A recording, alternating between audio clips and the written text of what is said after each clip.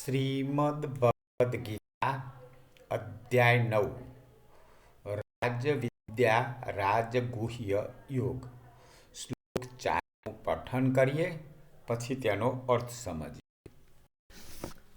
મયા તતમિદં સર્વં જગદ વ્યક્તમૂર્તિના મતસ્થાની સર્વભૂતાની ન ચાહમ તે સ્વવસ્થિતઃ.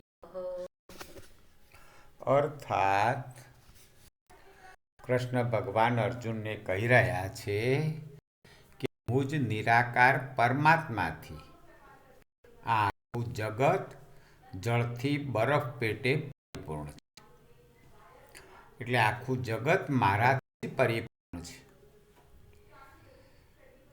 અને સઘળા ભૂતો એટલે કે બધા માનવો મારા સંકલ્પને આધારિત સ્થિત છે. તો આખું જગત પરમાત્માથી પરિપૂર્ણ છે અને બધા લોકો સંકલ્પને આધારિત એમાં સ્થિત થયેલા છે. પણ ભગવાન કહે છે કે વાસ્તવમાં હું એમનામાં સ્થિત નથી.